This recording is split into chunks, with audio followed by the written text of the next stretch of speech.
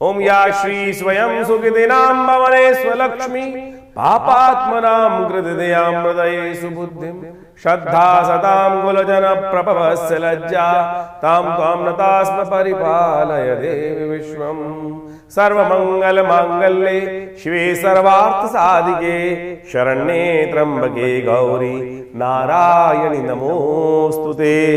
16 तारीख का दिन सोमवार का अवसर है। इस दिन द्वादशी तिथि विद्यमान है और 7 में ग्रहों ने परिवर्तन का चाल चला है। ग्रह थोड़े हल्के दिखाई दे रहे हैं, ध्यान रखना। स्वास्थ्य के मामले में विशेष तौर पर दिन काफ़ी हल्का है। Unnecessary emotional point of view से दिमाग परेशान रहने के योग बनते दिखाई दे रहे हैं। आपके विचार आपके इस वक्त थोड़े शत्रु, मन जो है ना आपका शत्रु बना हुआ है। थोड़ा थोड़ा मन ताकत में नहीं आ रहा है, इस कारण से थोड़ी समस्याएं हैं। कोशिश ये करें भगवान शिव का थोड़ा दूध सा अभिषेक करें। अंतिम सोम प्रदोष है, इस दिन चावल का दान करना चाहिए, शिव की आराधना करनी चाहिए। शास्त्र के अनुसार से इस दिन भगवान शिव की आराधना यदि कर ले तो ये पूरे वर्ष, आने वाले वर्ष के बहुत सारे दोषों को हर कर शुभ के योग बनाएगा आपके लिए दिन। 16 तारीख को सोम प्रदोष का योग बन रहा है। त्रयोदशी शाम के समय विद्यमान रहेगी और शास्त्र में कहा गया है कि समस्त प्रदोषों में सबसे श्रेष्ठ प्रदोष जो है वो विशेष तौर पर सोम प्रदोष ही माना जाता है। सोमवार का योग और शाम को सूर्यास्त के समय में जब त्रयोदशी 7 में पदार्पण कर लेती है, योग बना लेती है, तो वो सोम प्रदोष का योग बन जाता है। तो इस बार ये बहुत दिव्य योग बना है और आप मान के चलें रुद्र नाम के संवत से आरंभ होने से पहले, प्रलंकारी संवत आरंभ होने से पहले, और ऐसे में ये शुभ योग बनकर तैयार है। कहा जाता है कि जब शाम के समय सूर्यास्त के 2 घड़ी बाद तक, 2 घड़ी यानी 48 मिनट तक ये बहुत शुभ योग बना रहेगा। ऐसे में केवल भगवान नाम का स्मरण होना चाहिए। भगवान का दुग्धाभिषेक, जलाभिषेक, इच्छु रस्य अभिषेक जो जातक करते हैं, कहा जाता है कि उस समय भगवान शंकर पार्वती के साथ समस्त संसार का भ्रमण करते हैं और जो उस समय भगवान का भजन करते हैं उनके अनिष्टों को दूर करने के लिए भगवान स्वयं आशीर्वाद प्रदान करते हैं। ये कपोल कल्पित बात नहीं है, शास्त्रोक्त विधि के अनुसार से बात है। इस बात का हमको ध्यान रखना चाहिए। जीवन क्षणभंगुर है, इस बात का ध्यान रखें। 1 सेकंड के अंदर कहाँ से कहाँ क्या स्थिति कब कहाँ पहुँच जाती है। तो इसलिए हमारे समस्त अनिष्टों को दूर करने के लिए इस तिथि का आपको अवश्य उपयोग करते हुए कार्य करना चाहिए। चैत्र के मास में, इस सुंदर वर्ष के आरंभ के समय में, चैत्र का जो पक्ष आरंभ हो जाता है तो एक तरह से वर्ष समाप्ति की तरफ है। नव वर्ष बिल्कुल आरंभ होने को है, नव संवत आरंभ होने को ही है। तो ऐसे में इस शुभ योग में कोशिश ये करें अपने नाम से रुद्राभिषेक, भगवान शंकर का पूजन, जहाँ भी आप विद्यमान हैं। ये ऑफिस में बैठे हैं तो कोई दिक्कत नहीं, ध्यान मानस पूजा करने का प्रयास करें। शास्त्र कहता है ना, मानस सबसे श्रेष्ठ पूजा जो है मानस पूजा। आप बैठे हुए हैं साक्षात अमरनाथ जी जाकर और कहीं केदारनाथ में जाकर बैठे हुए, लेकिन मन नहीं लग रहा है, तो फिर किस बात की पूजा। तो ऐसे में कहा जाता है मानस पूजा सबसे श्रेष्ठ है। आप ऑफिस में भी बैठे हुए हैं, आपने जूते पहने हुए, कोई दिक्कत नहीं, आंख बंद कर कुछ देर के लिए बैठ जाएं। और शास्त्र कहता है आत्मा तुम गिरजामती सहचरा प्राणा शरीरम गृह पूजा ते विषयोग भोग रचना निद्रा समाधि स्थिता। जो भी कार्य कर रहे हैं सब परमात्मा की कार्य है, यही भाव रखो ना कि आत्म रूप में जाकर भगवान का सुंदर रूप से यही बैठ ध्यान में चले जाइए कि मैं मंदिर में विद्यमान हूँ, बहुत सुंदर तीर्थस्थल में विद्यमान हूँ, भगवान का स्तवन कर रहा हूँ, ओम नमः शिवाय का मानसिक जप कर लीजिए। वही उससे ज़्यादा प्रभाव आपको प्राप्त होगा। कोशिश करें इस क्षण को इस तरह से आप अवश्य लाभ लेने का प्रयास करें। हमने भी विवेकानंद योगाश्रम में इस समय पर रुद्राभिषेक का सुंदर कार्यक्रम रखा है। आप भी अपने नाम से इस रुद्राभिषेक में, इस सुंदर योग में आप अपने नाम से यज्ञ इत्यादि का, रुद्राभिषेक इत्यादि, दुग्धाभिषेक इत्यादि भगवान शंकर का अवश्य करवाने का प्रयास कीजिए। क्योंकि जब पुनः हम आपको अवगत करा रहे हैं, संवत 2083 रुद्र नाम का संवत आरंभ हुआ चाहता है और ये अच्छा नहीं रहेगा, भयावह रहेगा।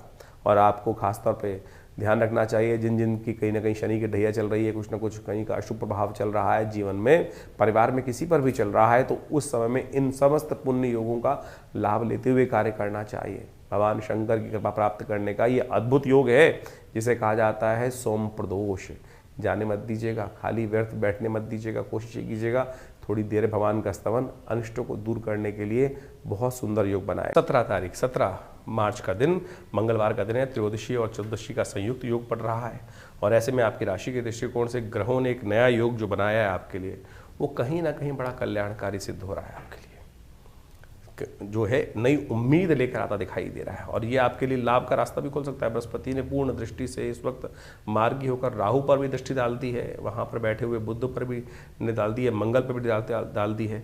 ये कहीं ना कहीं द्वेषों को दूर करने वाला दिन है। अननेसेसरी के जो क्लेश चल रहे थे इन दिनों, उसमें कहीं ना कहीं पॉजिटिविटी का वातावरण में बनता दिखाई दे रहा है। मंगल का जो कहीं ना कहीं सानिध्य बना हुआ है ना राहु के साथ, वो कहीं ना कहीं द्वेष अंगारक उत्पन्न योग कर रहा है, हर चीज़ में कहीं ना कहीं आग लगाता दिखाई दे रहा है। तो उसको शांत करने का दिन परिवर्तन की तरफ जाता दिखाई दे रहा है। कोशिश करें गलत लोगों का साथ न दें। शिवरात्रि का दिन है, भगवान शिव का पूजन करें और भगवान शिव का आशीर्वाद लेने का प्रयास करें। चीज़ें आपके लिए सही जा सकती हैं। वारुणी जो त्रयोदशी है वो भी विशेष तौर पर बहुत समझ जगाने वाले दिवस माना जाता है, तो उसका सुंदर रूप से भगवान का सानिध्य लें। हमारी भारतीय संस्कृति में हर चीज़ को वैज्ञानिक तौर पर देखा गया है, ज्ञान देने वाला दिन देखा गया है। कहा जाता है कि मदिरा की उत्पत्ति इसी दिन हुई थी। कहा जाता है कि जब सागर मंथन हुआ तो उसमें से अमृत से पहले मदिरा निकली, और मदिरा जो जिसको देवताओं ने तिरस्कार कर दिया और राक्षसों ने ग्रहण कर लिया, और उसके नशे में वो अमृत को भूल गए। तो ध्यान रखना, तो नहीं तो लोग किस प्रकार से नशे में रहने से क्या होता है, सब कुछ है संस्कृति में, लेकिन जो गलत रास्ते पे चलते हैं वो गलत चीज़ को प्राप्त कर लेते हैं, अच्छे से वंचित हो जाते हैं। तो ये सब चीज़ें ध्यान को, ज्ञान को जगाने की हैं। 18 तारीख का दिन बुधवार का दिन है, चतुर्दशी और अमावस्या का संयुक्त योग से योग बन रहा है, वर्ष का अंतिम दिवस है, और इस दिन ग्रह नक्षत्रों ने आपके लिए सपोर्ट का रास्ता बनाया है। बहुत सारी चीज़ें आपकी समझ में आ रही होंगी, और उस समझ के अनुसार से यदि कार्य कर लोगे, अपने विचार से चलो, दूसरों के विचार से नहीं, अपने विचार से। पंचों की राय सरमाते पर नाला जहाँ गिरना हो वहीं गिरना, ऐसा योग आपकी राशि में बन रहा है। अपने विचार से चलोगे तो विजय निश्चित आपकी राशि बनती दिखाई दे रही है। अंतिम अमावस्या है, निर्बल होने का प्रयास करें, समस्त ऋण निवृत्त करने का प्रयास करें। पितरों के निमित्त थोड़ा गायत्री जप अवश्य करें, या हो सकता है तो कर लीजिए, नहीं तो करवा दीजिए। पितरों के निमित्त भोजन ब्राह्मणों को कराएं, गरीबों को भोजन कराने का प्रयास करें, तर्पण इत्यादि करें तो बहुत शुभ रहेगा। और इस दिन नव वर्ष नव संवत की पूर्व संध्या पर बहुत सारे लोगों ने अलग अलग जगहों पर कार्यक्रम रखे हुए हैं, भजन संध्याएं रखी हुई हैं। ये हमारी संस्कृति है जो आनंद भगवान के प्रति चरणों में बैठ कर आनंद देने की संस्कृति है, राक्षसों के चरणों में बैठ के नहीं। इस बात का ध्यान रखना। जहाँ मदिरा है, जहाँ कुछ और है, बहुत सारे लोग तो इस बात को समझते ही नहीं है। सोमरस को भी कह देते हैं कि मदिरा ही थी। सोमरस चंद्रमा का शीतल रस कहा जाता है, और वारुणी जो है उसको मदिरा कहा जाता है। तो इसलिए इस बात का ध्यान रखें, गलत रास्तों पे ना जाएं, भगवान के सानिध्य में रहते हुए कार्य करने का प्रयास करें तो बहुत अच्छा रहेगा। नव वर्ष का आरंभ से पहले कोशिश करें, अपने पुण्यों को जगाने का प्रयास करें। 18 तारीख के बाद 19 तारीख का दिन नव संवत आरंभ हो रहा है, बृहस्पतिवार के दिन। नव संवत, बृहस्पति जिसके राजा हों तो वो संवत बहुत विशेष रहता है, लेकिन ये संवत का नाम रुद्र है, तो नव संवत आपके लिए बहुत बहुत शुभ हो। सबसे पहले तो अमावस्या तिथि में ये नवरत्न वर्ष का आरंभ हो रहा है, क्योंकि प्रतिपदा क्षय हो रही है, रुद्र नाम का संवत बन रहा है। ये रुद्र नाम का संवत प्रलयंकारी माना जाता है। ध्यान रखने की ज़रूरत है। आपके ग्रह नक्षत्र परिवर्तन की तरफ जा रहे हैं, और ऐसे में मन में थोड़ी दुविधाएं चल रही हैं। विशेष तौर पर आपकी राशि सिंह राशि वालों के दृष्टिकोण से देखा जाए तो कहीं ना कहीं दुविधा मन में परेशान कर रही है, इधर ले या इधर ले, ऐसा मन चलता दिखाई दे रहा है। सत्य मार्ग पर चलने का प्रयास करें, गुरु के सानिध्य में चलने का प्रयास करें, ज्ञानवान लोगों के सानिध्य में चलने का प्रयास करें, माँ भगवती के सानिध्य में चलने का प्रयास करें। घर में कलश स्थापना करें। यदि कोई मन में द्वंद्व आ रहा हो, सही दिशा प्राप्त नहीं हो रही हो, तो माँ भगवती का सानिध्य इशारा समझना चाहिए। माँ का इशारा मिलता है ना, वो इशारे पे व्यक्ति चलता है। माता का नाम लोगे तो इशारा मिलेगा, और इशारा मिलेगा, सही दिशा में चलोगे तो कल्याण किसी और का नहीं, आपका सबसे पहले होगा। इस बात का ध्यान रखते हुए कार्य करें, कलश स्थापना करें, कल्याण होगा। 19 तारीख बृहस्पतिवार से नवरात्र आरंभ हो रहे हैं, और ये नवरात्र इस बार जो आए हैं बड़े विचित्र योग लेकर आए हैं, विचित्रता लेकर आए हैं। एक तो नव संवत रुद्र नाम का संवत आरंभ हो रहा है, और ये रुद्र नाम का जो संवत है बहुत ज़्यादा प्रलयंकारी माना जाता है। विश्व में इस वक्त देख लीजिए कैसी स्थिति मची हुई है। कहीं ना कहीं जो स्थिति है वो बड़ी विकट स्थितियों में जा रहे हैं ग्रह। क्षय तिथि से नव संवत आरंभ हो रहा है, और ये नव संवत आरंभ होते ही आपकी जो राशि के दृष्टिकोण से जो प्रभाव आपने समझा वो कहीं ना कहीं बड़ी शांति के साथ आपको समय को निकालने के लिए ज़रूरी है। इस बात का ध्यान रखें, क्योंकि कहीं ना कहीं विप्लवकारी योग बनेंगे, कहीं ना कहीं विस्फोटक योग बनेंगे। लोग शांति का प्रयास करेंगे नहीं, अशांत और ज़्यादा, यानी आग में और ज़्यादा घी डालने का प्रयास करते दिखाई देंगे। ऐसे में इस बात को आपको समझ लेना चाहिए। नवरात्र का पूजन करें, भगवती की आराधना करें तो वो बहुत ज़रूरी है।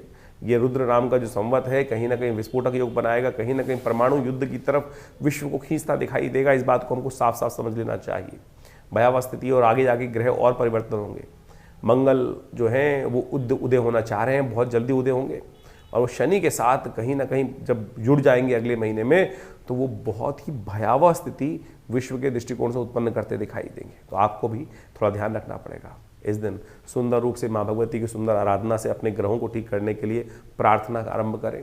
सुबह करीब करीब 7:45 बजे के बाद से मेष लग्न जब आपके यहाँ शुरू हो जाए, उस समय मेष लग्न में घट स्थापना करने का प्रयास करें। और ये घट स्थापना जो है दोपहर तक, मध्याह्न तक आप करेंगे तो बहुत अच्छा रहेगा।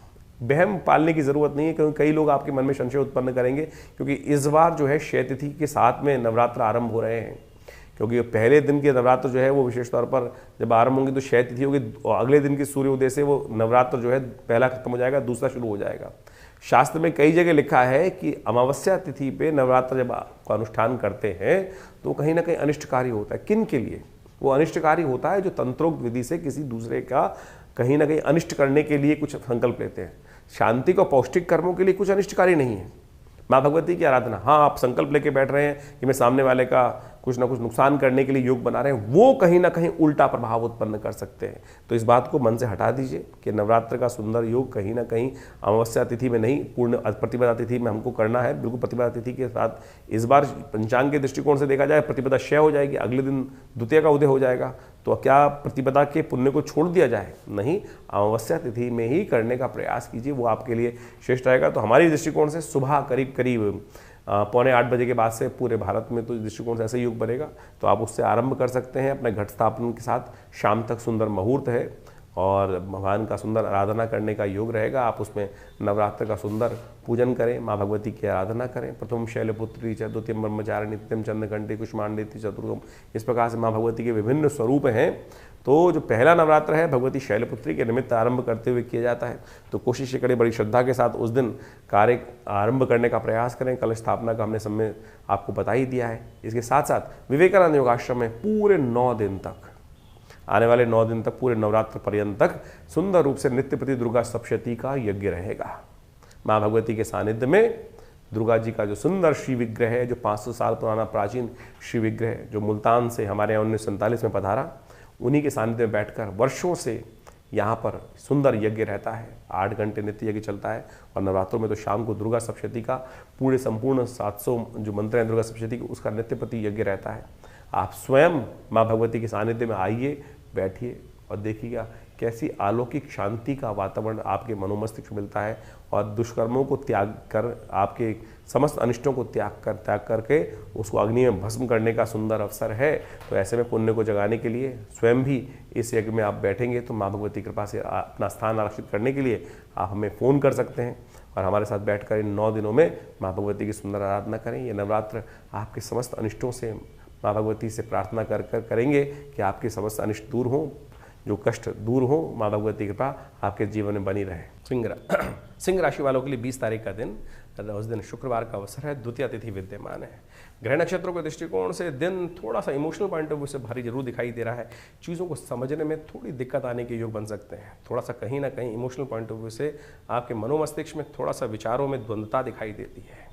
लेफ्ट जाना है या राइट जाना है, कहीं ना कहीं इमोशनल पॉइंट ऑफ व्यू से किसी ने मुझे ये कह दिया था, किसी ने मुझे वो कह दिया था, ये मेरे बारे में क्या सोचता है, ये मेरे बारे में क्या सोचेगा, इन सब चीज़ों से हटने का प्रयास करो। अरे आप शेर हो, अपने प्रभाव को उपयोग करते हुए कार्य करने का प्रयास करो। लेकिन आपकी राशि में इन दिनों केतु महाराज चल रहे हैं। वाणी में थोड़ा सा कहीं ना कहीं बहुत जल्दीबाजी होती दिखाई दे रही है। जल्दबाजी नहीं करें, सोच समझ के कार्य करने का प्रयास करें। इस संसार में सब कुछ क्या होता है, धीरे धीरे हो मना, धीरे सब कुछ होए। ध्यान रखना, माली सींचे 100 घड़ा तब जाके खुशहाली होती है। ध्यान रखने की आवश्यकता है, बहुत जल्दी नहीं। ब्रह्मचारिणी देवी की आराधना की जाती है दूसरे दिन। नवरात्र का दूसरा दिवस जो है ब्रह्मचारिणी देवी की आराधना का दिवस माना जाता है। 1000 वर्ष तक उन्होंने साधना करी। भगवती ने 1000 वर्ष तक शिव को प्राप्त करने की साधना करी। सोचें, ऐसे ही आसानी से सब कुछ नहीं मिलता है।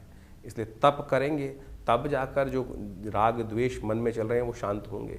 इसलिए इस दिन कम से कम माँ भगवती की सुंदर आराधना करें, उनका मंत्र जप करें। तो इसलिए माँ या देवी सर्वभूति श्रद्धा रूपेण संस्था नमस्तसे नमस्तसे नमस्तसे नमो नमः, इस मंत्र का जप करेंगे तो कल्याण होगा। संवत 2082 के बाद संवत 2083 आरंभ हुआ चाहता है और संवत 2083 रुद्र नाम का संवत आ रहा है। और ऐसे में क्षय तिथि से ये संवत आरंभ हो रहा है। क्षय तिथि से आरंभ और ग्रहों की गणनाओं को यदि हम देखें तो बड़ी भयावह स्थिति है। जी हाँ, बड़ी भयावह स्थिति है। मंगल काफ़ी लंबे समय से अस्त होकर चल रहे थे, उदय होने के लिए बहुत बिल्कुल तैयारी पे जा रहे हैं इस वक्त, और ऐसे में शनि अपने भयावह स्वरूप में है। कई ग्रहों की युति एक साथ हो गई है और अभी कुछ दिन बाद मंगल शनि की युति भी एक साथ होने वाली है। और ऐसे में मंगल का उदय होना, फिर विशेष तौर पर शनि का भी उदय हो जाना, ये आने वाले समय में बड़ी विकट स्थिति संसार में उत्पन्न करने की योग बनाता दिखाई देगा। ऐसे में जिस प्रकार से युद्ध के वातावरण जो पूरे बने हुए युद्ध चल रहे हैं, उसमें और ज़्यादा भयावह स्थिति हो सकती है। जहाँ तक कि ग्रह दृष्टिकोण से यदि देखा जाए तो ग्रह साफ साफ दिखा रहे हैं कि आने वाले समय में जिसकी आशंका पूरे विश्व में लोगों के मन में है, वो स्थिति बनने की बिल्कुल योगायोग बनते दिखाई दे रहे हैं।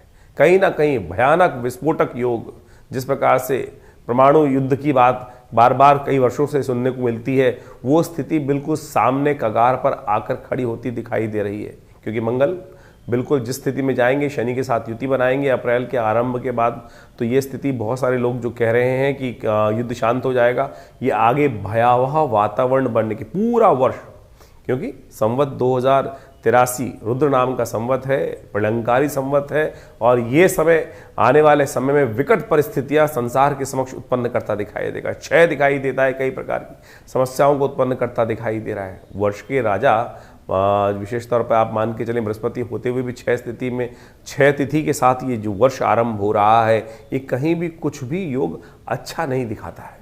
ये कहीं ना कहीं इस वक्त विश्व के कर्णधारों को समझ दिखाते हुए बहुत जितना भी ज़्यादा परिश्रम हो सकता है इस युद्ध को रुकवाने के लिए प्रयास करना चाहिए, नहीं तो इसका परिणाम जो है हर व्यक्ति के लिए भारी होता दिखाई दे रहा है। जो आगे ग्रह स्थिति है, जिसे संवत भी आरंभ जिस प्रकार से हो रहा है, उसको मान के चलें विकट स्थिति लोगों के समक्ष आती दिखाई देगी, और कई प्रकार की जो स्थिति दिखाई दे रही है, चाहे वो महंगाई हो, चाहे वो कहीं ना कहीं जो स्थितियां हैं ग्रहों के दृष्टिकोण से बहुत ही अच्छी नहीं, खराब स्थितियां कहीं ना कहीं उत्पन्न होने के योग दिखाई देते हैं। और ऐसे में हम सोच रहे हैं कि हम भारत में रह रहे हैं और भारत के दृष्टिकोण से ये स्थिति होगी, चाहे अमेरिका में लोग बैठे हुए दिखाई दे रहे हैं कि वहाँ युद्ध नहीं हो रहा है, उसका भी प्रभाव पूरे विश्व में स्थितियों के अनुसार से खराब करते हुए दिखाई दे रहा है।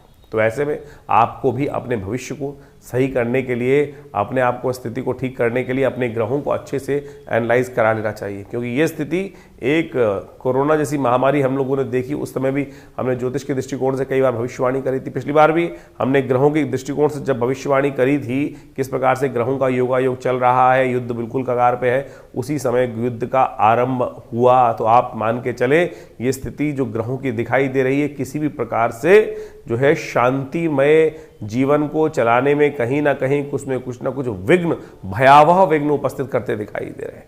ऐसे में इन सब ग्रहों का परिवर्तन, मंगल का परिवर्तन होने को है, सूर्य का परिवर्तन होने को है, इन सब परिवर्तनों का प्रभाव हर व्यक्ति पर, हर जीव पर संसार में पड़ने को कहीं ना कहीं कुछ ना कुछ विशेष योग बनाता दिखाई दे रहा है। उन सब का प्रभाव हमने आपको विशेष तौर पर आपके ग्रहजन के अनुसार से बताया ही है। तो इस आने वाले संवत 2083 में रुद्र नाम का जो संवत है, आपके साथ क्या होने वाला है, उसके लिए अलग से हम पूरी एक जो श्रृंखला है ग्रहों की परिवर्तन की, पूरे वर्ष में किस प्रकार का वातावरण रहेगा, इसको बहुत अच्छे समझने के लिए है। बहुत अच्छे समझने के लिए समझ कर फूक फूक के कदम रखने की ज़रूरत है, क्योंकि आने वाली स्थिति बहुत अच्छी नहीं दिखाई देती। कहीं ना कहीं विप्लवकारी रुद्र नाम का जो संवत है वो दिखाई दे रहा है पूरी तरह से। इसमें कोई ऐसा नहीं है कि हम अतिशोक्ति कर जो बता रहे हैं, लेकिन ग्रहों की स्थिति बिल्कुल ठीक नहीं दिखाई देती है। तो हम इसके ऊपर एक अलग सा आपकी हर राशि के दृष्टिकोण से उसके ऊपर क्या प्रभाव पड़ रहा है उसके बारे संबंध में भी एक आपको पूरी तरह से अवगत कराते हुए, ग्रहों की स्थिति को देखते हुए वो आपके समक्ष बात रखेंगे। लेकिन इसके साथ साथ एक बड़ा सुंदर योग भी बन रहा है, जिसमें नवरात्र का आरंभ हुआ जाता है। देखिए, एक बात ध्यान रखें, जीवन में कष्ट कैसे ही चले, लेकिन परमात्मा का नाम जो है वो सदा कहीं ना कहीं कल्याणकारी होता है, कहीं ना कहीं रक्षा कवच अवश्य प्रदान देता है। इस बात का हमें विशेष तौर पे अपने मन में स्मरण करना चाहिए। नवरात्र का शुभ आरंभ हुआ चाह रहा है, और ऐसे में नवरात्र के समय में अपने समस्त अनिष्टों को दूर करने के लिए माँ भगवती से हम प्रार्थना करें। बहुत सारे लोग कहते हैं युद्ध तो वो कर रहे हैं, हम थोड़ी कर रहे हैं, हमारे जीवन में क्यों प्रभाव पड़ेगा। हम उस समय में चल रहे हैं, उस समय में हमारा जीवन यापन चल रहा है, और ऐसे में जब सूर्य निकल रहे हैं उसका ताप तो हर जगह कहीं ना कहीं पड़ेगा ही। इस बात का हमको ध्यान रखना चाहिए। तो ऐसे में नवरात्र का शुभ पर्व भगवती की आराधना का पर्व है और इस समय नवरात्र के शुभ पर्व का भी जो आरंभ हो रहा है वो अमावस्या तिथि में ही हो रहा है। अब कितना ही बच लें, शास्त्र में कहा गया है कि अमावस्या की तिथि के दिन से यदि भेद हो रहा हो तो उस दिन से नवरात्र का तंत्रोक्त विधि से अनुष्ठान नहीं आरंभ करना चाहिए। लेकिन इस बार वो भेद से बच ही नहीं सकते हैं, क्योंकि प्रतिपदा जो है वो क्षय हो गई है, अमावस्या युक्त प्रतिपदा है वो क्षय हो गई है। और अगर आप उसके अगले दिन से यानी 20 तारीख से नवरात्र का पूजन आरंभ करते हैं तो पहला नवरात्र तो योग से चला गया, तो इसलिए आरंभ जो होगा वो तो 20-19 तारीख से ही करना पड़ेगा नवरात्र को। तो इसमें तंत्र विधि के अनुसार से बहुत सारे लोग किसी की अनिष्ट की कामना से अनुष्ठान करते हैं। कई बार लोग बहुत सारी मनोकामनाएं होती हैं, इस बात का ध्यान रखना विशेष तौर पर। इस बात में किसी के अनिष्ट की कामना कर कर यदि अमावस्या युक्त तिथि प्रतिपदा तिथि में कोई अनुष्ठान आरंभ किया जाए तो वो अनुष्ठान कभी पूर्ण नहीं होता है, उल्टा करने वाले का ही क्षय प्राप्त होने के योग बन जाते हैं। तो इसलिए सर्व कल्याण के लिए ही इस बार जो भी विधि विधान के अनुसार से पूजन करने का विधान कि सर्वे भवन्तु सुखिनः, इस भाव का ध्यान रखते हुए माँ भगवती की आराधना, क्योंकि दुर्गा सप्तशती इत्यादि जितने भी तंत्र ग्रंथ हैं उसके अंदर बहुत लोगों के अनेक मनोकामना के लिए बहुत सारे लोग कार्य करते हैं। कुछ लोग शुभ करने के लिए बात करते हैं, कुछ लोगों के अशुभ भाव भी करते हैं। तो इस बात का अच्छे से लोगों को स्मरण हो जाना चाहिए कि हम केवल भगवत प्रसन्नता के लिए, परमात्मा के स्मरण के लिए ही इन अनुष्ठानों को इस बार करने का प्रयास करें, नहीं तो कहीं ना कहीं कुछ अभिष्टकारी जो है अनिष्टकारी योग इस बार बनते दिखाई दे रहे हैं, वो कहीं ना कहीं स्थितियों को खराब करने के वातावरण बना सकते हैं। तो ऐसे में नवरात्र का सुंदर यज्ञ जो विवेकानंद योगाश्रम में हर साल चलता ही है पूरे नवरात्रों के अंतर्गत, तो वो वही आरंभ रहेगा। सुबह करीब मेष लग्न में घट स्थापन करने का आप सबको प्रयास करना चाहिए। मेष राशि के जब मेन आपके क्षेत्रों में मेष लग्न का उदय हो रहा हो, दिल्ली के अनुसार से करीब 7:45 बजे तक का ये समय बनता है। 7:45 से लेकर करीब मध्याह्न काल तक घट स्थापन करना किसी रूप में भी शुभ रहेगा। परमात्मा का स्मरण करते हुए, भगवान का ध्यान करते हुए आप इस नवरात्र में माँ भगवती की प्रसन्नता के लिए पूजन इत्यादि जो करते हैं। वैसे विवेकानंद योगाश्रम में माँ भगवती का सुंदर श्री विग्रह विद्यमान है जो 500 साल पुराना है। 1947 में मुल्तान से, पाकिस्तान से कोई व्यक्ति लेकर आश्रम पे आए और उस समय से ही ये यहाँ प्रतिष्ठित है और इन्हीं के सानिध्य में दुर्गा सप्तशती का यज्ञ रहेगा। तो आप भी स्वयं उस यज्ञ में बैठना चाहें तो अपने जो आश्रम के नंबर्स हैं उन पर अपना स्थान आरक्षित कर माँ भगवती का सानिध्य प्राप्त करने का प्रयास करें। दिव्य माँ भगवती का श्री विग्रह है, आपको हम ग्राफिक के माध्यम से भी इसमें दिखा रहे हैं। आप कोशिश ये करें, इनके सानिध्य में बैठकर माँ भगवती का स्मरण करें, आपकी अनेक मनोकामनाएं सिद्धि होने के योग बनेंगे।